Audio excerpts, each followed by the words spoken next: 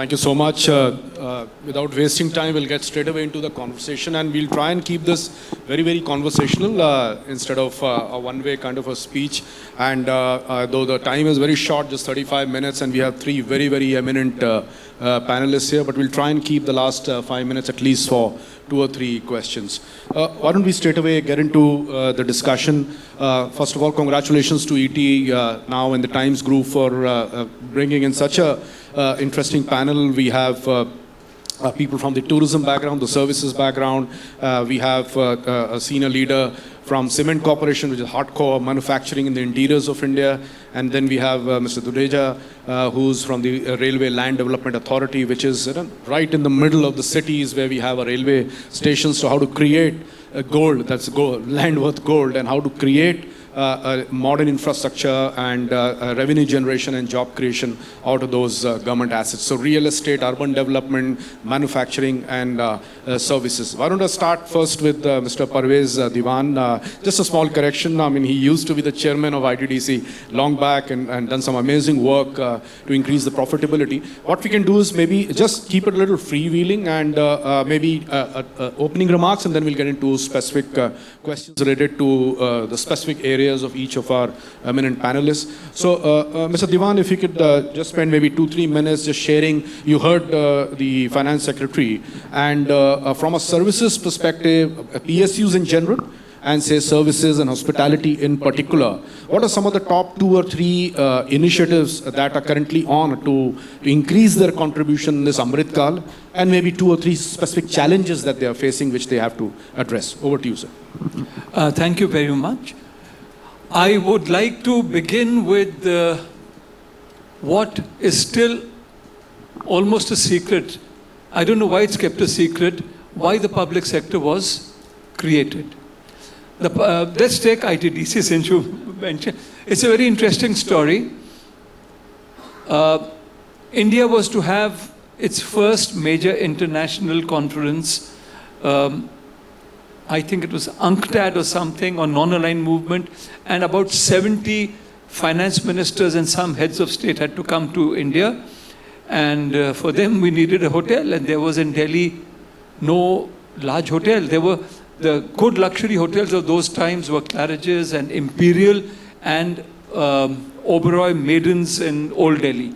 That's a 4-star hotel. We needed a 5-star deluxe hotel, and Delhi did not have one. So Dr. Karan Singh, I believe, donated 25 acres of land where the Ashoka Hotel now is. And Pandit Nehru personally called up Mr. J.R.D. Tata, who had the greatest hotel in India, the Taj Mahal, Bombay, and said, I'll give you the land free, come and set up this hotel. And the private sector is supposed to be very visionary. And Mr. Tata said, look, for the conference you'll have 7... Do you know the Ashok is the only hotel in Delhi, certainly maybe in India, to have 16 presidential equivalent suites, so that if 16 foreign ministers or prime ministers come, they'll have almost exactly the same kind of a suite. So J.R.D. Tata said, right now we'll have this convention, and it was UNCTAD or non-aligned movement, and 70-something countries had to come. But after the convention is over, what will happen to the hotel? Delhi doesn't have any tourism at all. And true, in those days, Bombay was the tourism capital of India. But look at today. Today, Bombay is nowhere near Delhi. Delhi is the tourism capital. So he was so short-sighted. Mr. Tata, the private sector is supposed to be far-sighted, but he was so short-sighted that he could not imagine that today there would be a place called Delhi, which, when I took over as ITDC chairman, we also ran duty-free shops. The number of flights, international flights in and out of Delhi, the number of flights in and out of Delhi was a little more than that of Bombay. Today, Delhi is 2.5 times as many flights. So it's not just... So that's how the public sector got created. And the secret I want to tell you is, which you will go back and tell your children. People say that the public sector was created by a bunch of socialists. Nehruvian socialism, they call it. People who don't like it, they call it. But that was the dominant thinking of India in those days, not only of Mr. Nehru as an individual. Today, when we talk of industrialists, we use the words Adani, Ambani. In 1940, before our independence, it used to be Tata Birla. That was the expression. And there was a plan actually fairly like a 5-year plan called the Bombay Plan, but loosely it is called the Tata Birla Plan, because Tata, Birla, Walton, Hirachand, 4 industrialists and 1 top economist from Kerala, Mr. Matthias, I forget him, Mr. Matthew or Matthias. These 5 created a plan before the independence of India in 1945 or 1946 or 44, which recommended that there should be a huge public sector. BHEL, they recommended BEL, Bharat Electronics Limited. They recommended Hindustan Machine Tools. Today you've forgotten it exists. But when we were children, HMT, everybody had an HMT watch. They recommended that in the private sector of India did not have the money to invest in big corporations. Indeed, they did not. The only big corporation was in cements. ACC, which was a conglomerate. So anyway, I don't want to take more time. This is only a preliminary remark. Please give me time again to tell you what I think is the future. But I want to make this point that the public sector of India was created by the private sector. Tata, Birla, Walton, Hirachand, they created the atmosphere in India, which Pandit Nehru implemented. Only one newspaper, The Statesman, opposed it. The entire press supported the public sector, that there should be a public sector, because there wasn't enough money in the private sector. And the next point I want to say is, I think it's very visionary of ETNow and Times of India, the Times Group, to hold this seminar today, because once again we are coming to the same situation where the private sector is shying away. Since 2011, private investment has been going down, diminishing, and in the last year, compared to the year before last, private investment has gone down by 15%. Therefore, I think ETNow deserves to be complimented. Incidentally, I'm not a supporter of the public sector, as I will reveal soon. But once again, we are getting into the same problem, that we need a public sector, and I will explain in my next remarks how we should do it. Thank you so much. And hotels are made of brick and mortar and services. So we go to the mortar part, and we have, can I invite Mr. Sanjay Banga, CMD, Cement Corporation of India. They have plants running in the interiors of India, creating a local economy, jobs, and contributing to the nation's success. Mr. Banga, your thoughts about some of the initiatives you are taking to enhance your competitiveness and become more and more relevant in the Amrit Kaal. Yeah. Taking a leaf from Mr. Parvez, rightly said, these PSUs were formed for socio-economic development. My company was also formed in 65 for socio-economic. Just raise the volume, please, sir. Yeah. Cement Corporation was also formed in 65 for socio-economic development. At that time, cement was in ration stage. And if you see, like, the topic is phase change. For phase change. So unless you change the phase, you will not be able to compete. If you see the Fortune 500 companies, they were in Fortune 500 in 2003. 52% have been wiped out in 2023. 52%. And those in top 10, only one has remained after 20 years. Sir has said about HMT. Where is HMT now? So basically, we have to, we are sharing our success stories. But I am of the opinion that we should also share our failures.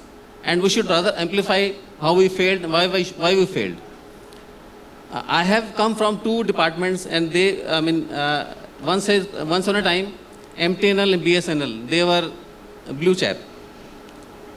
In roughly around 2007, MTNL was having cash reserves of 4,000 crores. Now it is in debt of 30,000 crores. BSNL was having cash reserves of 37,000 crores. Now BSNL is having a debt of 23,000 crores.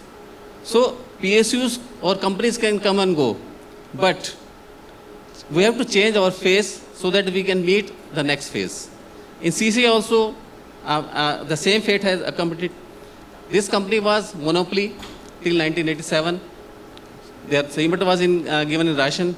We were not competitive, we were not efficient. In 87, the cement was opened for all sectors. And then what happened?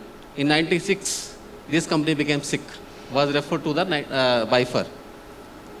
So we were 10 plants, reduced to 3, and we again, brought our resources together, and then we fought back.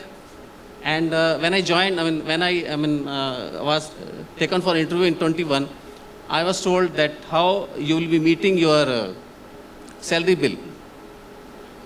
I was asked questions. At that time, company was in negative net worth. There was a loss of 50 crores. And I was asked that questions. There is a staff of roughly around 500 people. How will you support them? And now, right now, after 3 years, the company's net worth has grown from negative to positive, 230 crores. And I am having a cash balance of 300 crores right now. So, basically, unless we perform, there is no protection per se from the government. As rightly our Secretary Sahab was also said, that now we have to perform, otherwise we will perish. So, what we are doing is what? We have to change. We have to compete like private players. So, I am not getting any aid from any government department. I am not selling my cement to any government department. I am competing with private. My plants are the oldest plants. My youngest plant is 37 years old. Youngest plant is 37 years old. The cost of manufacturing is also high as compared to private competitors. But still, I'm in profit.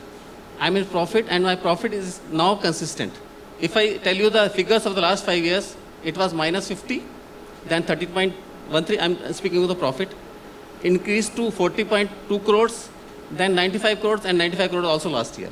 So, by few changes, not very huge, you can bring a transformative change to the company. So, actually I'm taking more of time. So, I'll speak later on. I'm passing to the next panelist so that he also has the opening remarks. No, thank you so much, Mr. Banga, and a big round of applause for what a turnaround. It's with PSUs many times we just keep hearing only the negative part, but these are the stories which need to be told and celebrated. And thanks to ETNow for organizing this so that we can bring it to the public knowledge. Can I now move to Mr. Dudeja, Chairman, Railway Land Development Authority. They're doing some amazing work. Several of our railway stations which are very congested and very high traffic because the population has increased, but their area and the development did not match the pace. And now that whole thing is being transformed into creating very, very high quality urban centers of commercial development, retail, and all that's going to add more and more jobs and revenue to the state, to the exchequer. Mr. Dudeja, can you just share some of your initiatives and plans with the public? Yeah, I think most of you must be aware about the RLDA. You must have heard about RLDA, Rail Land Development Authority. I was heading this organization till June this year. I retired in June. In fact, when it was, I started this, joined this organization in 2019. At that time, we were earning about 82 crores in a year and spending about 25 crores. And this, luckily, team performed very well. Our team was very dynamic and we expanded in the country. We were having our offices at that time only in Delhi and 2 more cities. Now today it is in 17 cities in the country. And it has grown at the CAGR of 67% in the last 5 years. And in last year, this authority crossed 1,000 crores revenue. It is an authority, it's not a PSU, but we were supposed to work like a PSU. We are not only like a PSU, we have to compete with the real estate players of the country. So it's a very, very different kind of dynamics when you work in real estate. Most of you must have dealt real estate at a personal level. So quite different. If I talk about the land what Indian Railways is having, we are having most prime lands in the country, which railway has got their presence. If I say 11% of Bombay is Indian Railways and 33% of Lucknow is Indian Railways. So that gives an idea how prime property we are sitting on. And RLDA was created to commercially develop these surplus lands which are otherwise made scrap yards and jungles. They are all I would say breeding grounds for all kind of activities. And RLDA was created in 2007, and first few years it took to formulate rules, regulations, and all those things. We really, in real sense, we took off in 2019, I would say, and team was very, very dynamic. We got very good people with us. And during these times, we, apart from revenue, what we are generating from leasing of land, we were given the task of development of stations, where we are doing master planning of stations. We have been talking about stations for years, but real visible stations are only 2 or 3 as on date, which are, we can say, of international standard. Rani Kamlapati was one, and then one was Gandhinagar, where we have created a 5-star hotel over the rail tracks. The third station, which we have recently commissioned, which RLDA commissioned with its own funds, is Gomti Nagar in Lucknow. It is integrated station along with the commercial development, and we are generating commercial revenue out of the shops which we have created. Already about 50% of that real estate is already sold, and remaining 50 is now on the auction block. So we are creating master planning for stations. We are creating infrastructure ourselves. Government decided that we should create infrastructure, and then as a second step, we should do the commercial development of the entire land surrounding the stations. Infrastructure will be done by funding by the government, and remaining area where commercial development has to come, it will come through the PPP and private partners. That's fantastic. Thank you so much. So I'll ask you a follow-up question. Please keep the mic with you, sir. And I will go in the opposite direction. So one of the biggest things we keep hearing is that the public sector entities or authorities don't have the autonomy. You are dealing in real estate, and you're dealing directly with and doing multiple transactions with private sector. Do you feel the autonomy? Or if you don't feel the autonomy, how did you manage the regulatory processes around that? Any advice? See, the first and foremost thing which we were facing was, because we were central government authority, although we have got all the authority through parliament, but state governments where actually we have to work with, there we face all the kind of issues of coordination and problems, because a lot of approvals have to come from local municipalities. So there we are really facing the challenges. But yes, we are, some of the states are really coming forth with their helping hands. Like in Uttar Pradesh, we got our approvals very fast. In Delhi, New Delhi station, like we are developing around 14 million square feet of commercial space, and we'll be creating 11 million square feet of government space. So 25 million square feet just by the side of Connaught Place. Their all approvals are in place. So it all depends on state to state. But yes, when you have to compete with the private sector, again there is a big challenge of lot of issues. Approvals of means when we compete with them, our approval, taking of approval is different. Our way of taking the things forward is different. Private players play in a different kind of atmosphere. So there are challenges when we compete with them also. But it's possible. It's possible. It is Nothing is possible, impossible. and it is possible, Okay. and RLDA has demonstrated that they are doing really well, and even when compared to private sector. Right. And we've also seen similar real estate development by the Delhi Metro also. They've done fantastic work. Can I now invite Mr. Banga? And they say the building blocks of a company are, say, PPT, people, process, and technology. Now, you're in manufacturing. Can you share some of the initiatives you're taking in terms of people? How do we upskill them? Because, as you said, some of your plants are very old, and they now need to compete with the Adanis and all the private sector cement companies. On the people side, process side, and technology side, some initiatives which you would like to share with our audience. Unfortunately, in the cement, there is no change in the product for the last 100 years. The composition of the cement is the same. The Portland cement, the name has been derived from the city of London, Portland. And there is no much of change in the chemical composition. Well, as far as product is concerned, the product is same for the last, you can say, since inceptions. Or only thing what we have added is, we have added fly ash to that, so that our cost reduces and it becomes a green cement. The process of manufacturing the cement has changed. Earlier it was wet process, now it is dry process. Earlier, we were consuming more of power, we are consuming, now we are more of efficient of coal and fuel.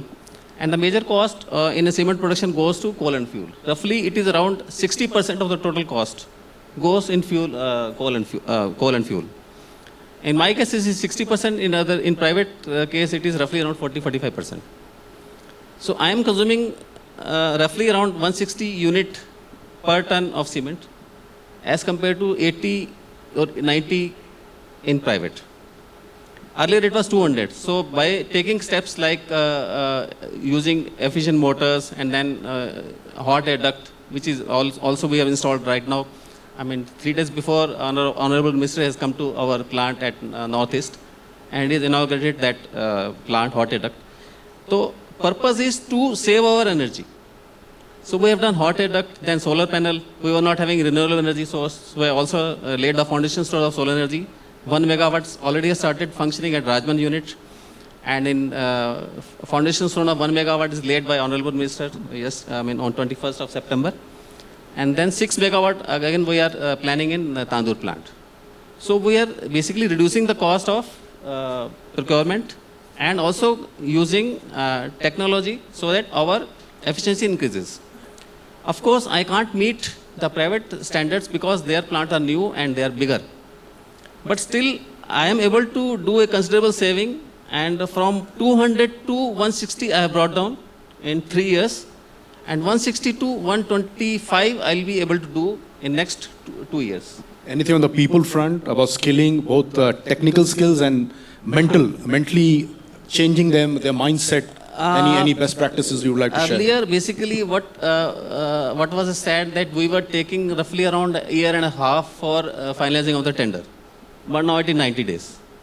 So quick decision making and effective implementation is the only source that we are going to. These projects which I am saying, they were handling and they were lagging since 2010, because 2010 report came that you have to do these things so that your plant can be efficient. And they have been implemented in the last 2-3 years, all the projects. Fly ash handling system also we installed in our Tandur plant. As a result, earlier we were able to add only 15% in fly ash. Now we are adding roughly on 27%. So which has reduced my cost by 10 rupees a bag, which is a huge impact, because 1 rupee of saving will result in a profit of roughly around 2 crore for me.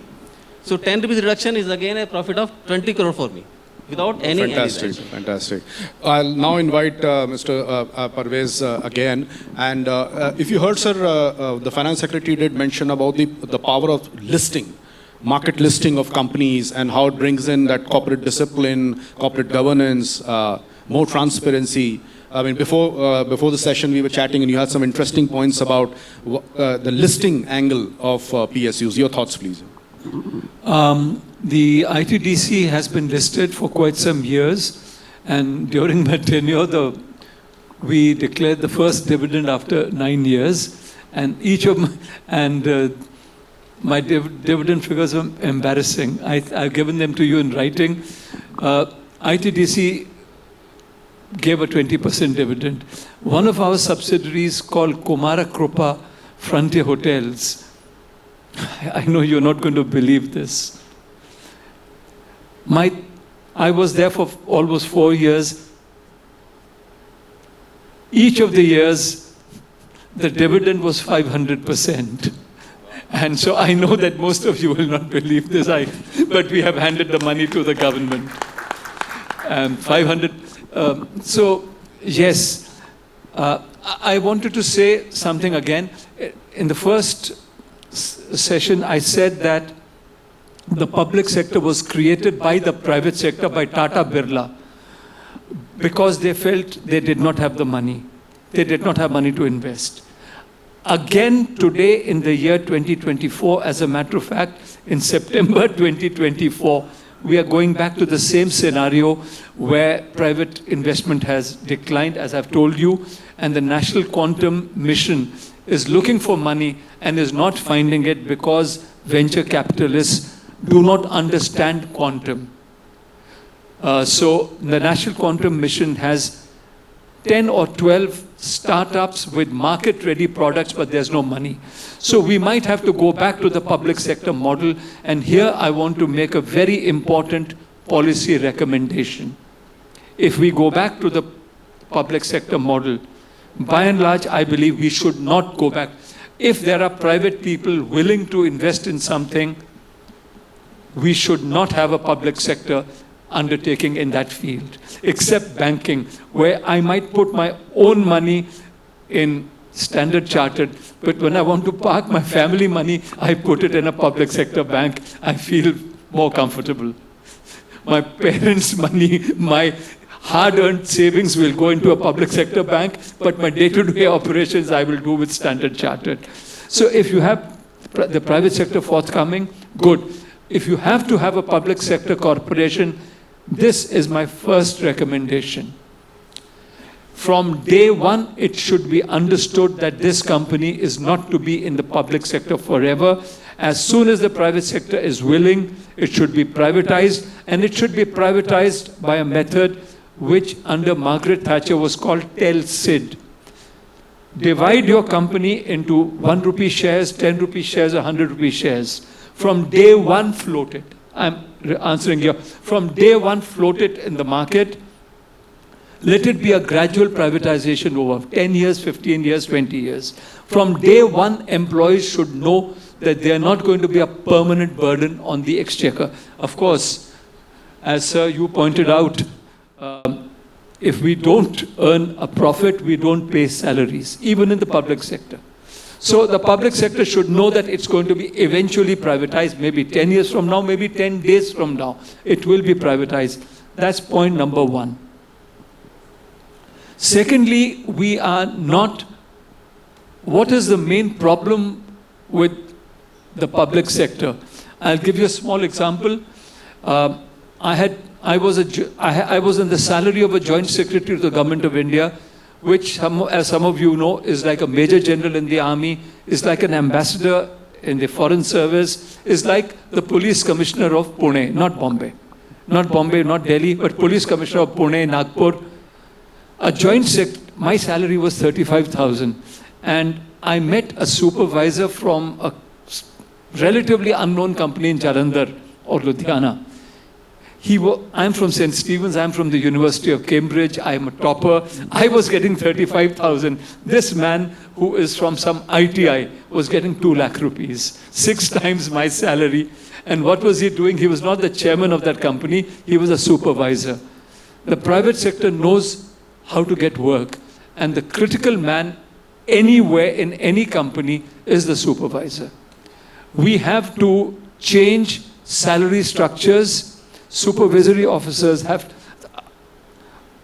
I mean, I don't want to go into those details today, but the mindset in the public sector has to change.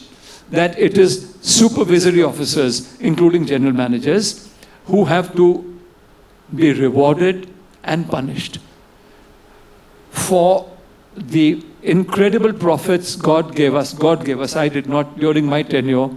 First dividends after 9 years.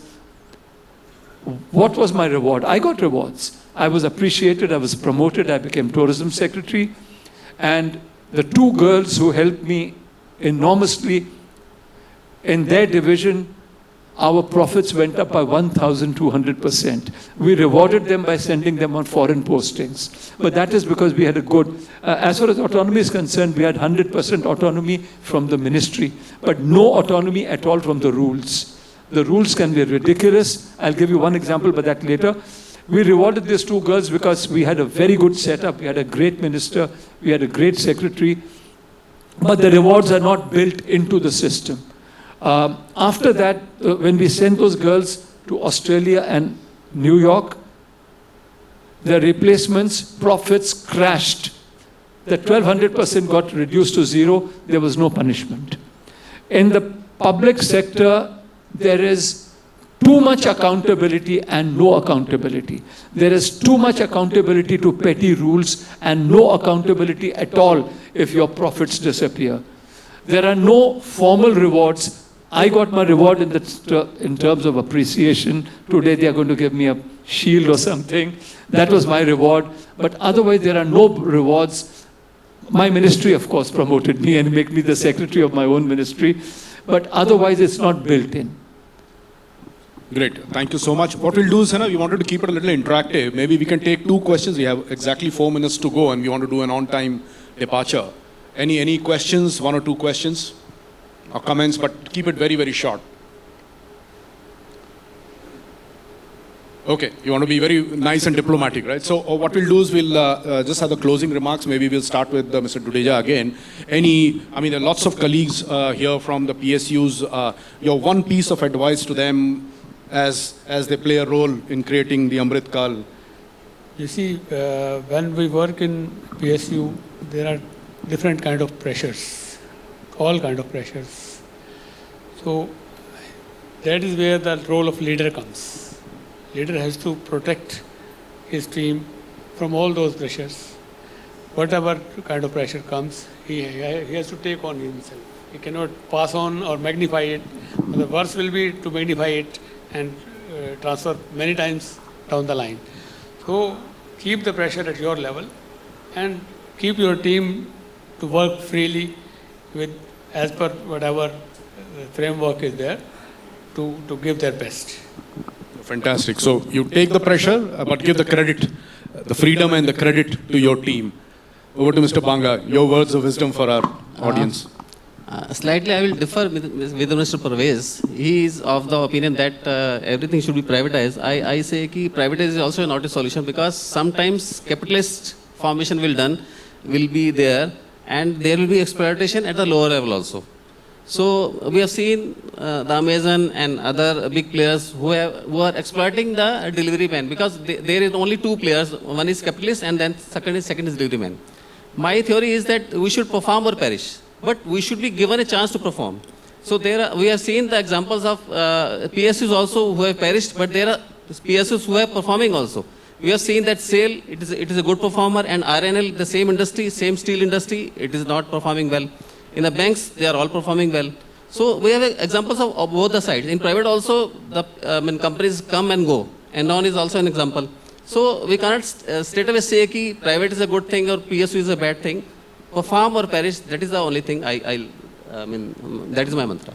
Right. So the conclusion is profitability and coming and going can happen irrespective whether you're held by the public or held by a private company. It all comes down to the way the company, the strategies, the processes and the day-to-day operations happen. Parvez Sahab, your final comments or piece of advice for our audience. I agree totally that there are great public sector companies, Delhi Metro, Indian Railways. I am a great fan of Indian Railways. And as I said, I feel more comfortable with the banks. I'll tell you a small story. There used to be a company called Hindustan Teleprinter Limited, public sector. Do you know what a teleprinter is? Most of you have not even seen it. It was replaced by fax machines. And then fax machines were replaced by email. In the private sector, if a technology changes, that company gets wiped out, as sir, you just pointed out. In the public sector, we let it linger on. Hindustan Teleprinter employees started lobbying the chairman of various public sector companies. I was in Kashmir. I was heading a company even there. So they came to Kashmir, and I'm from the IAS, so I'm transferable. So they came to me to lobby me. please do not let our company be closed. So the main difference between public sector and private sector is if teleprinters vanish, the company should also vanish. In the private sector, they let it vanish. In the government, we don't. We should let them vanish too. Great. Thank you so much, gentlemen. It's been a great conversation. And I think we have 10 seconds more to go. We would like to do an on-time departure, which is again something which is a high standard PSUs want to live up to. Like Air India finally got sold off, and Mr. Tuhin Pandey himself was in charge of Deepam, and he made this is a transaction of a decade. Air India. It was not easy for the late 90s, early 2000s. Many times the transaction was tried, and now it's gone to the private sector, and I'm sure they'll do a great job. So with those, we'll stop here. Thank you so much. You've been a great audience, patient audience, and over to ma'am to take the proceedings forward. Thank you so much.